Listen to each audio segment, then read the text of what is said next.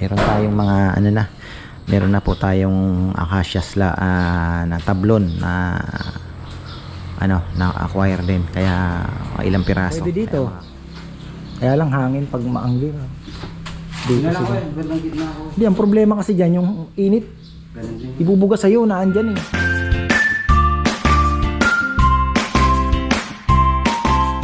Yatang magtatrabaho ah. Yan ay isang magandang buhay. Magtatrabaho ba? Wala kang ka-partner? Wala lahat? Ha? Nagbibistay. Ayan. Ay, oo nga pala, palitada na. Grabe ang lakas ng ulan. Ayan, inaabot tayo dito. Ito yung problema natin. Pagka malakas po ang ulan, so pwede siyang, sabi ko nga, lona na nakaganon. Pero maganda din kasi may liwanag ding binibigay. Pag linagyan mo naman ng lona, yung liwanag naman, ano? Ay, maganda din may liwanag. Kasi bakit hindi naman laging umuulan.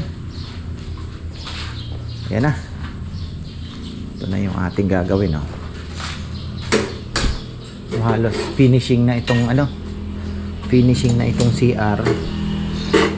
Pero magkakalababo pa dito. Ano na to, Jun? Ano na, ito na. Yung lapad ng lababo, no? Oo. Dito yung pinto. Pinto dito. Parang maliit na ano lang. Ayan. May daanan dito. May daanan dito.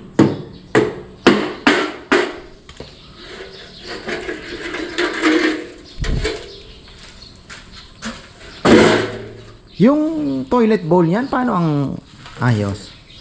Nakaharap doon. Okay.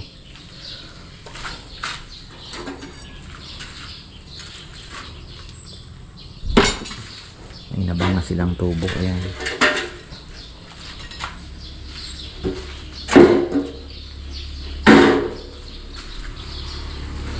Tapos nanonood ako ng mga review ng mga power tools, mga drill, kasi kailangan namin ng magandang tawag dito, yung cordless drill na gagamitin natin pang tornilyo nga ang gagamitin na natin in the future. Pag-aaralan natin yan. Sabi ni Papa yan, mas maganda yon kasi pag may mga problema nagkamali ng sukat, mabilis magbaklas. Isa pa sa mga advantages, saka mas maganda daw kasi diba, mas matibay sabi nila. So ayun, nanonood ako ng mga reviews. Alam nyo ang nagiging without durability, pag-usapan natin ay muna, set aside muna natin yung durability kasi syempre yung mga magagandang brands talaga na sabihin mo nang talagang mahal, kagaya ng Makita, Bosch, naandyan, talagang tested na yan. Pero merong brand na yung Inco, mukhang talo po niya sa torque, yung mga test na ginawa, mas nanaig yung Inco. Yun lang, the question is the durability nga. Pero yung presyo po kasi halos times 3 ganun po, mura lang siya. Kaya sabi ko, subukan muna natin. Kasi kahit kami, yung grinder namin dito, Inco, ang tagal na rin ginagamit yan, ang tibay pa hanggang ngayon gumagana. So bibilhin na natin yung wala ng mga carbon, para brushless na tinatawag. So ayun, si pala nagbibistay ng buhangin doon, yung dalawa, Marco and Dexter. At ayan, kumustahin natin ang ating solar. Shoutout pala kay Brother Gian Amortisado. Nasa Palawan na daw siya, Puerto Princesa. Inaayos niya na yung kanilang warehouse doon kasi isa sa mga malakas po kasi nila talaga is Palawan. So napakaswerte natin kasi importer na po sila ng mga solar panels, batteries, etc. Kaya ayun, sa mga gusto pong magpakabit ay tawag lang po kayo kay Gian, o kaya ayan nyo po ako message nyo at bigay ko yung number niya. At napakaganda po ng may solar talaga. Kumbaga this is the high time na po ito. Ito na yung late na nga ang Pilipinas Kaya lang ang Pilipinas po kasi talaga, alam niyo na, ang basic needs ng mga Pilipino ay negosyo ng iilan dito sa Pilipinas. Aminin natin, wag na tayong magpaka-impokrito, wag na tayong without the color, ika nga, tanggalin natin yung kung kanino tayo kampe. Pero yun naman talaga ang totoo, di ba, na negosyo ng iilan, basic needs, whatever you think, you name it, talaga pong ano yan, negosyo po ng iilan. Kaya kumbaga parang hindi nila gaanong ngayon lang na nagka-crisis, 'di ba? Parang biglang yung mga tao na natauhan na ano pala, ganito na pala kaganda ang hybrid setup ng with the solar. Kaya ngayon bigla silang nagkumahog na kailangan dapat ganito, dapat magpaalam ka pa sa amin. Ganun bakit dati hindi naman? Diba? Wala naman kayong pakialam dati. May biglang nagkaroon ng threat, ayun na. So yun po ang ano. Pero sabi ko nga, isipin nyo 3-4 years gagamitin nyo ng 10 to 15 years, diba? Parang binayad mo na yung 4 years mo, binuo mo na. After that, parang halos ang laki na po ng discount if not free, diba? Na makukuha mo sa kuryente. So ganun. Ngayon po ako, sabi ko nga, nagbe-benefit po talaga kami ng malaki sa solar setup. Na timing din naman kasi noon time medyo mahal pa nung time na mga inaalok sa akin ni Gian. Ngayon po biglang nagmura and then biglang tumaas naman. Pero dahil maagap tayo nung time na naramdaman ko na parang magkakaroon ng biglang demand na taas, inunahan ko na si Gian, bro, iano na natin. Sige, sabi niya, sakto nakahabol ka pa sa murang presyo. Kaya napakaswerte ko talaga. So, ayan po. Kaya, ayun. Ngayon naman, ito naman si Brother Gian naman napakabilis naman pong kausap. Ngayon, ang pinag-aaralan ko isa yung aking tawag dito. Kung paano ko pa mababawasan kasi may binubura pa tayo, napakalaki pa 1,000 kilowatt pa ang binubura ko po na kailangan pong mabura sa setup with the space that we have and inverter, di ba? Parang ganoon ang mangyayari. So kailangan pong pag-isipan, pero mayroon na akong formula, syempre. Alam ko na. Kaya lang hindi ko pa po kung ma-approve kay Gian. Sabi ko nga, bro, target ko kasi talaga ma-zero or at least 1,000, 2,000 na lang ang babayaran monthly. So, yun ang target ko talaga. Kasi may 13,000 pa ako ngayon, nagtaas na naman. So, sigurado, baka nasa 15 na naman tayo. Pero kung wala pong solar setup, baka nasa 40 naman ang babayaran ko. Ganun po kalaki na ngayon ang aking konsumo dito sa amin. Tinitingnan ko nga yung ng Pelco, kung sabi ko, ang laki na pala ng binay. Nung last time, kasi nag-aircon na kami Ilan na po ang aircon ngayon dito sa bahay. Ngayon, 4 na ang gumagana sa gabi. 3 dito sa bahay, isa kay Rambo, kaya 4. 3 freezer, 3 ref. Ayan po yung gumagana, plus yung mga ilaw paikot na tiga 100 watts. So ayan po ang namin konsumo. Tapos pagka gabi, yan yung mga tools, everything, yung kagaya sa kainan. Pag Sabado Linggo, ang taas po ng aking konsumo. Umaabot po ako ng 120, 110 kilowatt hour ng Sabado at Linggo, average. Ganyan, kalaki ang konsumo namin. Kaya ayun, hopefully ay mapag-aralan natin kasi may plano pa kami dito na alam niyo na, bukod sa net metering, mga ka-farmer, kasama na yun sa plano. Net metering, okay na, ongoing na, antay na lang tayo. Ayoko na rin naman kulitin yung ating naglakad kasi siya naman ang nakakaalam yan. Tapos yun nga, dagdag battery, hindi talaga pwedeng hindi magdagdag. Tapos panels, ugas, may dumating na may sasakyan na. Dati, Ano? mga buong papaya, yung naninihin ng buwan. Hindi ko. Leo ba? Gilbert? Naka-pick up? Ito mga sir. Alin?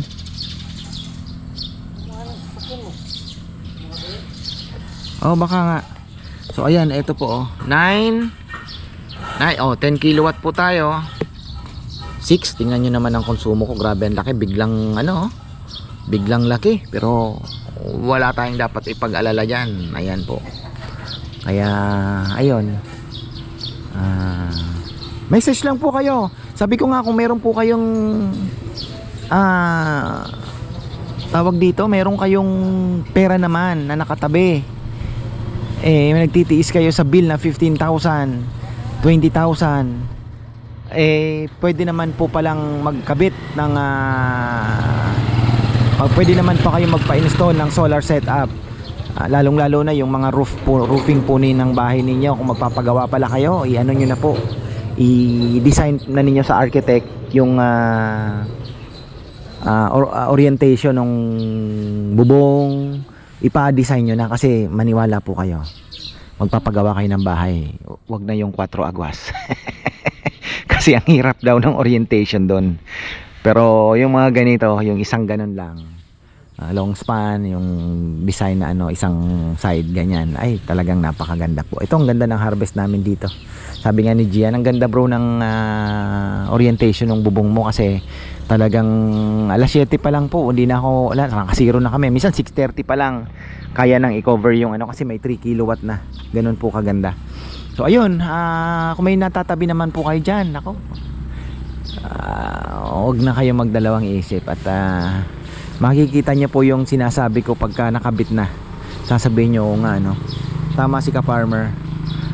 'Di ba? Kasi ang niyan, pag nag-brown out, may kuryente ka kasi naka-hybrid setup ka, 'di ba? Sa gabi kung bigla ang brown out, di mo nga mamamalayan, brown out pala. Tapos kikita mo baba ng bill mo. Ganun, o kaya zero, 'di ba? So tsaka dito sa Pampanga, hindi na po tayo mahihirapan sa net metering, kasi nagkausap naman na si Gian tsaka si Christian, yung natin, tropa. So ayun, kaya medyo mas mabilis na. Basta yung requirements na kailangan is meron po kayo nakapangalan sa inyo yung bill, meron kayong title, nakapangalan din sa inyo ng title ng lupa, yung bill, tax declaration, occupancy, o kaya building permit. Ano pa bang mga kailangan? Yun, ID na lang naman, and pirma-pirma. So ganun lang po. Pagka meron po kayo noon, mabilis na lang pong ilakad yan. At 12 minutes na tayo.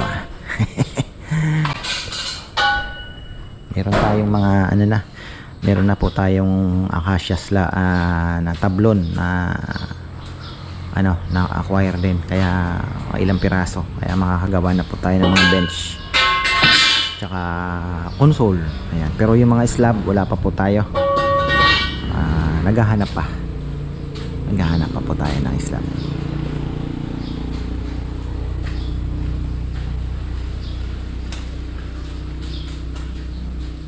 Ayan, balikan natin. Talagang utak laro ang aking mga anak. Ganun talaga. Minsan lang maging bata, di ba? Swerte nga nila kasi laki ng playground. Ang laki po ng, tingnan nyo, magbabike sila, hindi na po sila kailangan lumabas ng bahay, ng compound. Bike lang, skate, andito. Tapos pagdating ng panahon, yung mga prutas, hindi nila ganong na-enjoy mga prutas Nung bata ako, alam nyo yung itong mabolo, araw-araw pag maraming bunga, nakaabang po ako doon sa puno doon sa Bicol, na hinihintay kung may mahulog. Itong mga bata hindi na gaanong kami kasi nung bata bayabas lang, masaya na wala pang cellphone nung time na yon, di ba? Puro lang laro, goma, mga namin. Hulin nga wala ako noon kasi mahal goma, mga laruan, yung mga libre sa mga cheese cars na ina-assemble, yung mga Robocop. Ay nako, ayan. Balikan natin mamaya at maaga pat akyat lang muna ako. Mainit pala, no? Mainit dito, no? Ano kaya magandang gawin?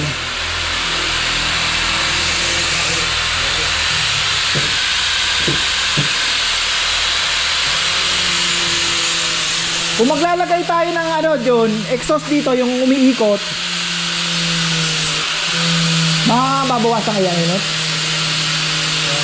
Papasukin ba ng ulan yun? Hindi na. Kasi nakulog na eh, hindi na nakakalabas yung ano, no?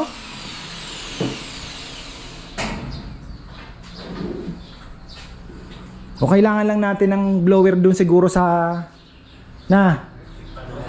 electric pan dito sa medyo malaki-laki, no, na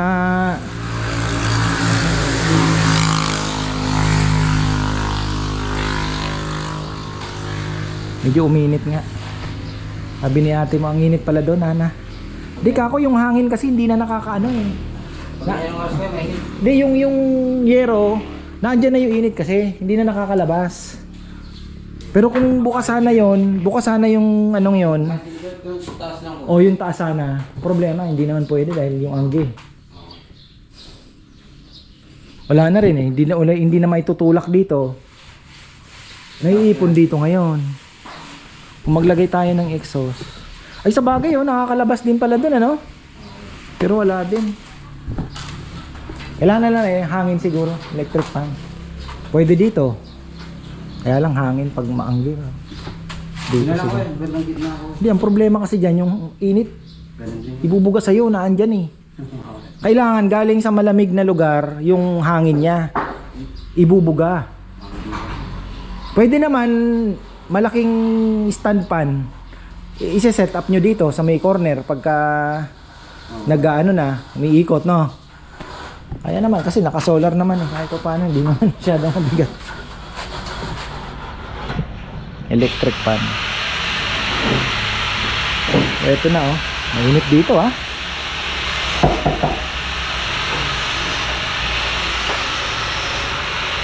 Mahaba-haba pa to. Yan, isang side ngayong araw. Bukas pahinga. Monday tuloy.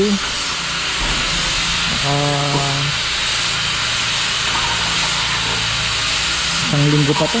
Abutin, mahigit. Kasi maglalagay pa ng banggero dito eh.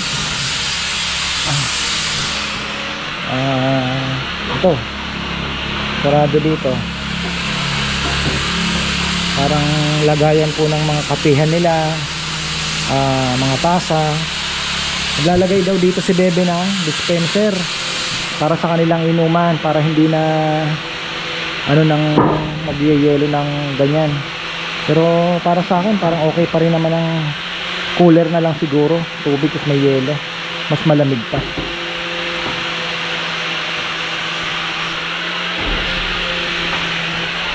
Ano sa tingin mo mas maganda na maglalagay daw ng dispenser si ate mo? Ang problema sa dispenser, hindi din ganun kalamig ang tubig eh, no? Mas maganda pa rin yung maglagay na lang ng malaking cooler. No, yung kagaya sa lechonan, yung pula, no? Tapos yelo na lang talaga, no? Heater. Anong heater? Oo, yung heater pang kape. Grabe init ah. Mainit talaga. Ito na yung sinasabi ko. Dahil ayan oh. Yung init ng yero na andito.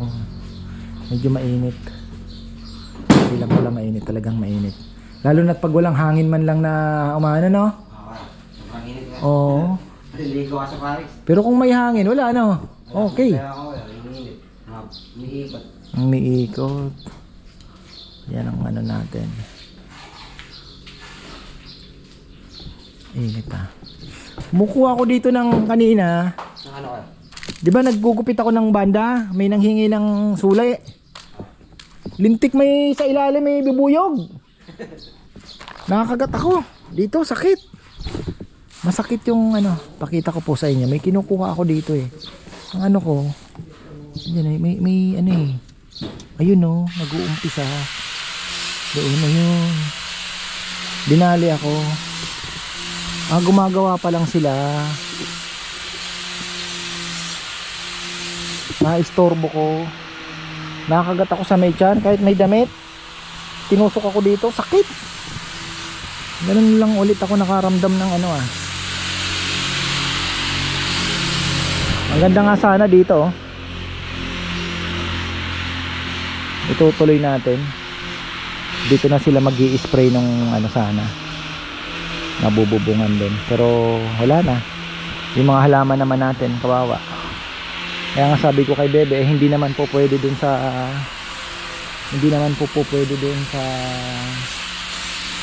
garahe. So, ano lang naman yan eh. Kasi yung, kaya nga may nag-message yung solar nga daw, delikado kasi siyempre yung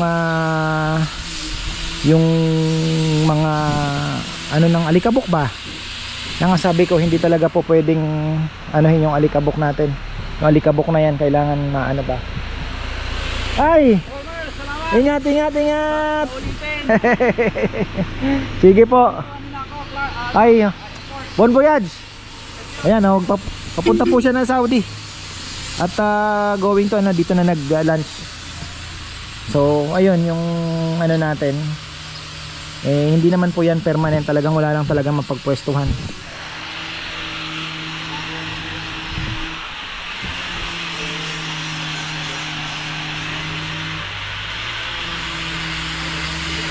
Sabi ko nga kung ano sana doon pwede sa may doon sa may workplace doon pwede naman mag spray. Nga lang magbububong papangit. Wala, kailangan natin magsakripisyo. Kailangan namang ilalayo mo pa. Dadali mo pa doon sa malayo, di ba? Para lang mag-polyurethane. Kasi hindi po pwede dito. Gawa ng nagliliha din dito, so hindi talaga po pwedeng pagtabihin. Malamig dito sa labas, mainit din sa loob. Ano kaya magandang solusyon dyan? Kahit ikisame mo, gastos din.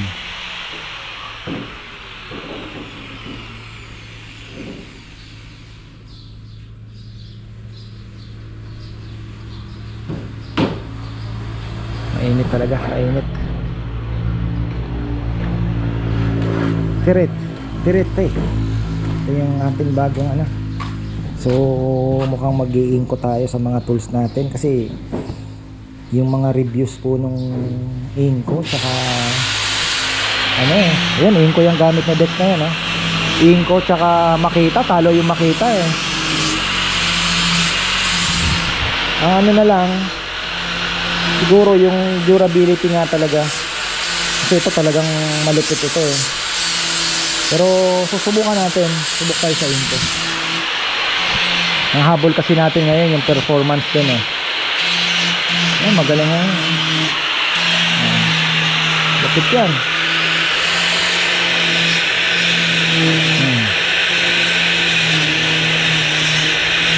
Papabili si Nelnel ng mga ganito.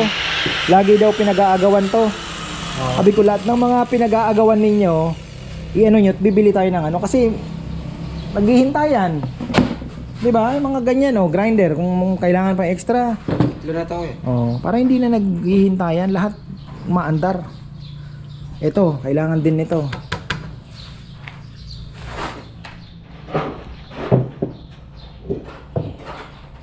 Yan, Makita. Subukan natin yung Inco na ganyan. Laki kasi ng diferensya, halos times 3. Mahal.